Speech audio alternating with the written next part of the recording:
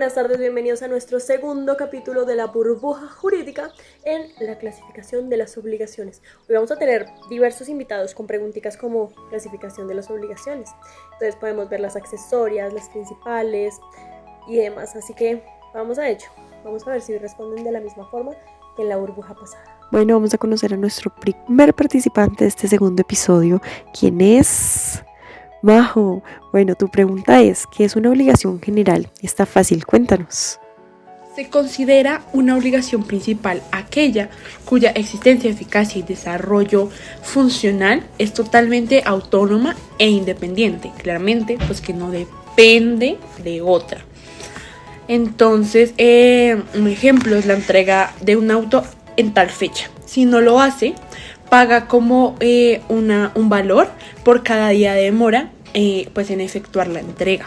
Perfecto, Majo, como tal es que no deben depender de otras, lo dijiste a la perfección. Bueno, Sebas, tu pregunta dice, explica las obligaciones accesorias. Estamos en el punto ideal para entenderlas.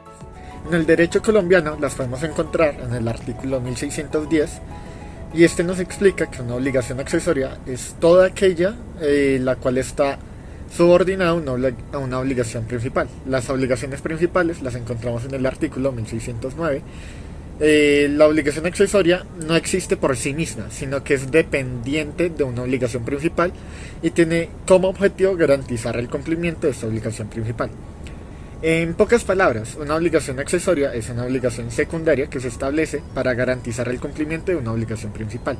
Un ejemplo de eso sería si una persona obtiene un préstamo en un banco, la obligación principal sería pagar el préstamo. Y la obligación accesoria puede ser proporcionar las garantías o avales para el préstamo.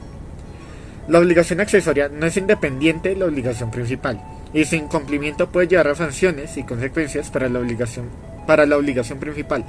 Por lo tanto, es importante prestar atención a las obligaciones accesorias en cualquier acuerdo o contrato para evitar los problemas legales en algún futuro. Como siempre, Sebas destacando en nuestro programa, genial. Todo se basa en la subordinación, pues uno de los factores. Ahora le toca a Juanpa. Vamos con tu pregunta. Dice, ¿cuál es el objeto de una obligación? Cuéntanos. Es la prestación prometida, es decir, aquello que el deudor tiene como obligación cumplir y el acreedor derecho a exigir. El objeto de la obligación puede consistir en dar, hacer o no hacer alguna cosa, según el tipo de obligación que se trate. El objeto de la obligación según el código. La prestación conducta debida es el único elemento que conforma el objeto de la obligación. El objeto de la obligación es un plan o proyecto de conducta futura del deudor para satisfacer un interés del acreedor. Viene la conducta que debe cumplir el deudor puede consistir en una acción o una omisión. Dar, hacer o no hacer. Muy bien, Juanpa, excelente explicado. Bueno, el siguiente participante es Ángel. Ángel, explícanos cuál es el vínculo jurídico en las obligaciones. El vínculo jurídico es el que surge a partir de un acuerdo entre dos o más individuos en el cual se obligan a cumplir con este mismo acuerdo. Cabe resaltar que este se compone por dos sujetos importantes, los cuales son el acreedor y el deudor.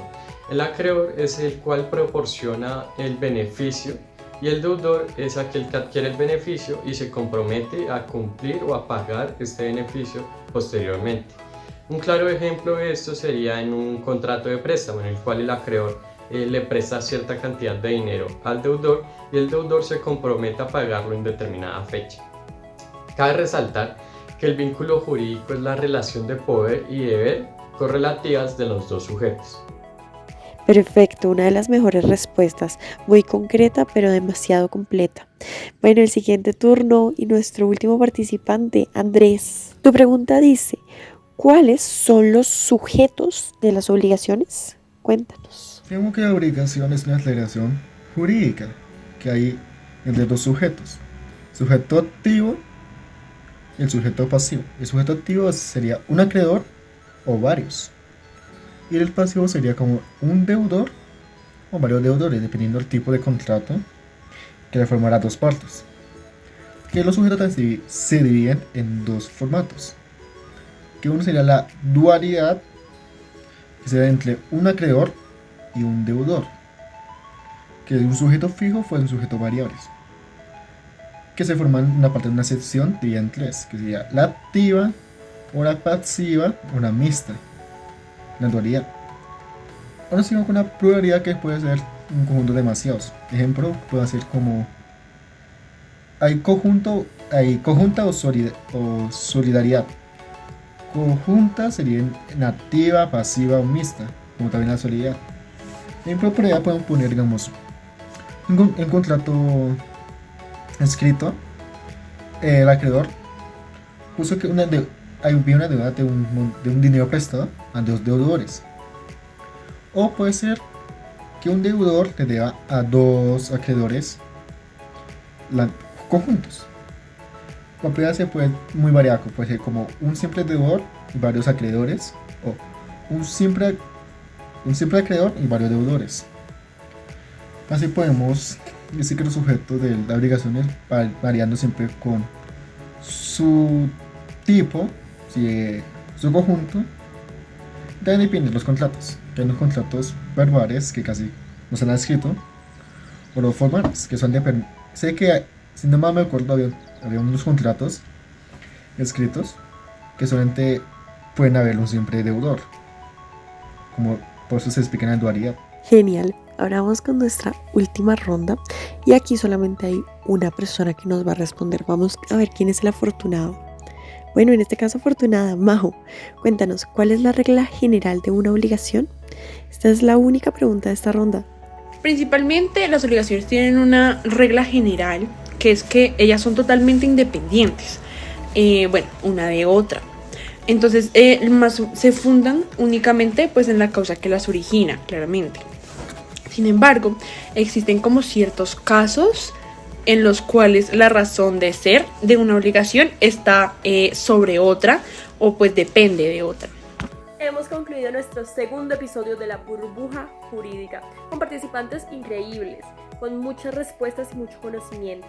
Es importante aclarar que, dos puntitos, el primero, aquí se hizo mucho énfasis en las obligaciones accesorias, porque muchas veces pensamos que solamente son las principales y ya, pero no, las accesorias también juegan un punto fundamental en esta clasificación.